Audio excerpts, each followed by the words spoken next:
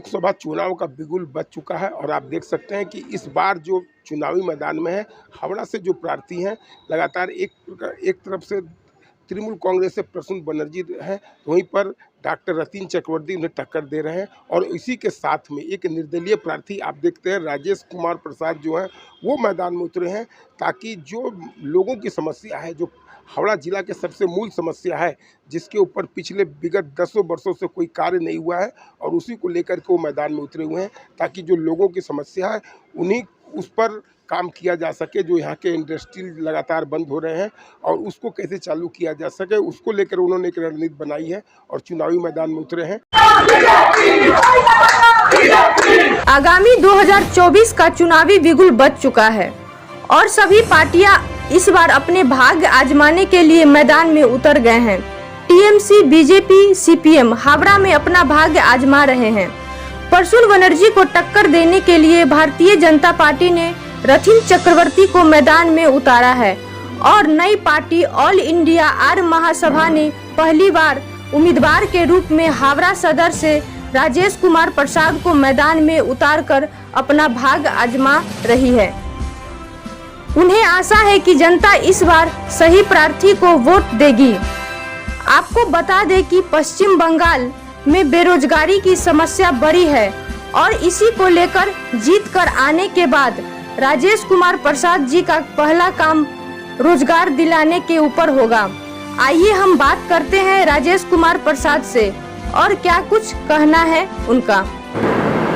सबसे पहले मैं हावड़ा निवासियों को ईद जो अभी एक दिन पहले बीता है उसका हार्दिक अभिनंदन और शुभकामनाएं देता हूं, और आने वाले वैसाखी और नवरात्रि त्यौहार के लिए भी अग्रिम शुभकामनाएं। देखिए, हमारी ये पॉलिटिकल पार्टी सर्वभारतीय आर्य महासभा ये पिछले वर्ष 2023 में ये इलेक्शन कमीशन ऑफ इंडिया के द्वारा रजिस्ट्रेशन प्राप्त हुआ है, और हम लोगों ने जो मेन इस पार्टी का आप कह सकते हैं कि मैनिफेस्टो या घोषणा पत्र जो था वो उसमें साफ साफ शब्दों में लिखा गया है कि मानुषेर काछे मानुषेर साथे का अर्थ ये हुआ कि जो व्यक्ति समाज में दबाए गए हैं, जिनकी आवाज़ को सुनने वाला कोई नहीं है, या आप ये कह सकते हैं कि कई कारणों से जो अपनी आवाज़ प्रशासन तक या कह सकते हैं कि नेताओं तक पहुंचा नहीं पाते हैं, हम उनके साथ खड़े हुए हैं और उनकी आवाज़ को बुलंद करने के लिए खड़े हुए हैं। इसी कारणवश हम लोगों ने क्या किया, या आप कह सकते हैं कि यही मुख्य मुद्दा रहा कि लोगों की मतलब जनता के वोट से चुन के नेता आते हैं, लेकिन चुनाव होते ही ऐसे विमुख हो जाते हैं कि फिर उनकी आवाज़ सुनने वाला या उन तक पहुंचने वाला कोई भी उनका इस तरह का इरादा भी नहीं रहता है। और कभी हम लोगों ने देखा भी नहीं कि हाँ वो पलट के आए हों कि हाँ हम चुनाव जीत गए हैं, आपके सहयोग से, आपके सौजन्य से जीते हैं और आपके लिए क्या करना चाहिए ये हमें आप मार्गदर्शन दीजिए। ऐसा मार्गदर्शन लेने वो चुनाव के सिर्फ पहले आते हैं और बाद में जीतते ही भूल जाते हैं। तो इन सब खामियों को पूरा करने के लिए हमारी पार्टी ने ये विचार किया है कि ऐसे व्यक्ति को लेके आएँ जो इन चीज़ों पर खरा उतरे।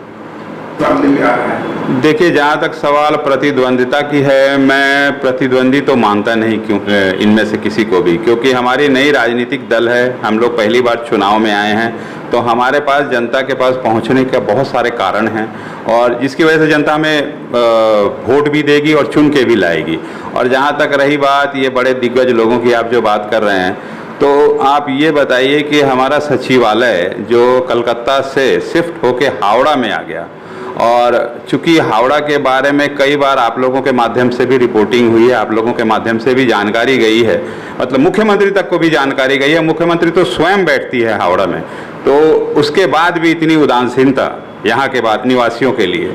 तो ये सांसद जो रहे हैं, ये सांसद को तो मैंने पहले भी किसी मीडिया के माध्यम से कहा था कि मैं उनको चैलेंज करता हूँ कि पिछले विगत 5 वर्षों का वो श्वेत पत्र जारी करें और ये बताएं जनता के बीच, और वही श्वेत पत्र लेके जाएं कि आप हमें इसके आधार पे ही वोट दीजिए। ये उन्हें कहना चाहिए, ये उनका हक बनता है। रतीन चक्रवर्ती यहाँ पर 5 साल तक मेयर भी रहे, उनको लेकर के आपके मन में क्या विचार आ रहा है? उन्होंने जो काम किया है यहाँ के बारे में क्या कहेंगे? देखिए, व्यक्तिगत तौर पे मैं तो उनको जानता नहीं, हाँ यहाँ के निवासी होने के नाते मैं जरूर उनके बारे में सुना हूँ। पेशे से वो एक डॉक्टर हैं, अच्छे डॉक्टर हैं, उनके फादर भी बहुत अच्छे नाम चिन्ह डॉक्टर हुआ करते थे। अच्छा डॉक्टर, मैं उनको मानता हूँ कि हाँ उनमें काबिलियत है, बट राजनीतिक जो मैं उनका सफ़र देखता हूँ, राजनीतिक सफ़र में वो व्यर्थ रहे हैं और पूरी तरह से व्यर्थ रहे हैं। और मैं उनको ये भी आग्रह करूँगा आपके माध्यम से कि ये व्यर्थता लेके वो अपनी जनमानस के पास ना जाएं। उनके पास कहने के लिए कोई भी इस तरह का विचारधारा नहीं है जो ये कह सकें कि हाँ हम इस कारणवश आपसे वोट मांगने आए हैं। पिछले 5 वर्षों में जब से वो मेयर थे, आप देखिए कि उनके कार्यकाल को स्वयं माननीय मुख्यमंत्री ने प्रश्न चिन्ह उस पर खड़ा किया, जबकि उन्हीं की पार्टी को वो रिप्रेजेंट करते थे। और उनके ऊपर तो ये भी आरोप लगा है कि वो पैसे लेके नौकरी उन्होंने बेचा है।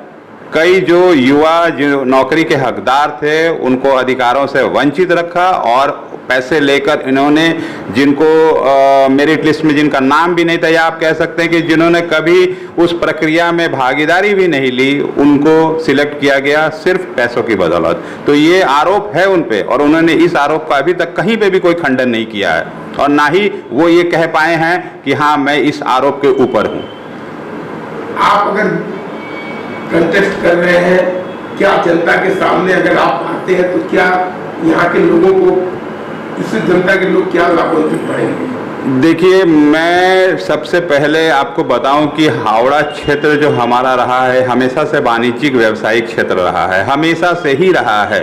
विगत 35-40 वर्षों में अगर आप देखेंगे तो यहाँ जितने रोलिंग मिल हुआ करते थे, यहाँ जितनी फैक्ट्रियाँ हुआ करती थी, जूट मिल्स थे, यहाँ पे पेपर मिल हुआ करती थी, आयरन एंड स्टील इंडस्ट्री हुआ करती थी, सारे के सारे बंद हो चुके हैं आज, या कुछ ऐसे हैं जो बंद होने के कगार पे हैं। बड़े व्यवसायी तो यहाँ से पलायन कर गए, मध्य वित्तीय व्यवसायी यहाँ से बिजनेस समेट के कहीं किसी और जगह पे चले गए हैं। तो आप ये कह सकते हैं कि व्यवसाय जो है वो अपने आप में यहाँ पूरी तरह से व्यावसायिक जो ढांचा है ध्वस्त हो चुका है। मैं सबसे पहले उसी को रिवाइव करना चाहता हूँ और मैंने इस पे काम करना भी शुरू कर दिया है। मैं यहाँ के जो नामचीन व्यावसायिक हैं उनसे मैं पर्सनली जाके मिला हूँ और उनको रिक्वेस्ट किया हूँ कि हावड़ा जो एक कोलकाता का ट्विन सिटी कहा गया है, मुख्यमंत्री के द्वारा भी कहा गया है कि ये ट्विन सिटी है हावड़ा, तो इसको नज़रअंदाज नहीं किया जा सकता है, लेकिन सिर्फ इनकी जुबानी बातें हैं, इन्होंने नज़रअंदाज करके ही रखा हुआ है। मैं इसकी जो पुरानी जो परंपरा साख रही है, मैं उसका वापस से उसी को आप कह सकते हैं कि वो पुरानी ग्लोरी जो है इसकी हावड़ा की रही है वो वापस लौटाना चाहता हूँ। तो पहला जो हमारा इसमें कार्य होगा जीतने के बाद वो ये होगा कि यहाँ व्यवसाय को वापस लेके आना। और दूसरा मैं इसमें जोड़ना चाहूँगा कि यहाँ के जो इंफ्रास्ट्रक्चर के बारे में हम जितनी कम बातें करें उतना ही अच्छा है। गर्मी के दिनों में भी पानी सड़कों पे जमा रहता है और कई जगह पे तो ये स्थिति है कि महीनों महीनों तक वहाँ पे वर्षा ना भी हो तो जल जमाव जल भराव रहता है, गंदगी तो अपने चरम पे है। ना कॉरपोरेशन इसकी सुध लेता है, ना लोकल जो भी नेता अपने आप को कहते हैं या जो कहलाना पसंद करते हैं, ना उनको कोई सुध लेना। सिर्फ चुनाव के वक्त वो आपको दिखाई देंगे हाथ जोड़कर पब्लिक से वोट मांगते हुए। देखिए, आप अभी हम जहाँ स्थित हैं डॉन बॉस्को एरिया, ये अपने आप में स्कूल कॉलेज इंजीनियरिंग कॉलेजेस का एक आप कह सकते हैं समागम है। कई सारे स्कूल्स कॉलेजेस यहाँ पे स्थित हैं और जिसमें एमसी केजरीवाल, डॉन बॉस्को लिलवा जो अपने आप में बहुत बहुचर्चित और मशहूर है, एमसी केजरीवाल स्कूल है और इंजीनियरिंग कॉलेज है, उसका अग्रसेन बालिका विद्यालय है। इसमें एक हिंदी भाषा भाषी बच्चियों के लिए सोहनलाल देवरालिया स्कूल है। आप कह सकते हैं कि स्कूल कॉलेज की अगर आप गणना करें तो हावड़ा में एक आप कह सकते हैं कि स्टडी का और शिक्षा का जो ये माहौल है ये शायद और कहीं नहीं है, पश्चिम बंगाल में नहीं है जहाँ तक मेरी जानकारी जाती है।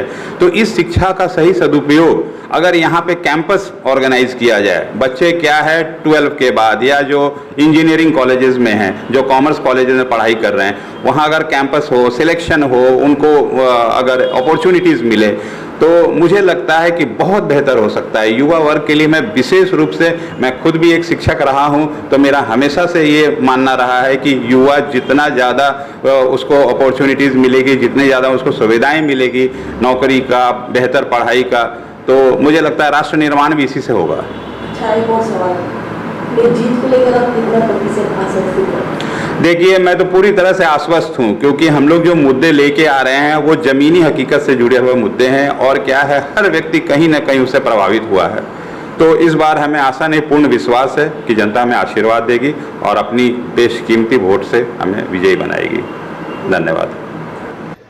राजेश कुमार जी यहाँ के माननीय व्यक्ति हैं और अच्छे समाज सेवी हैं।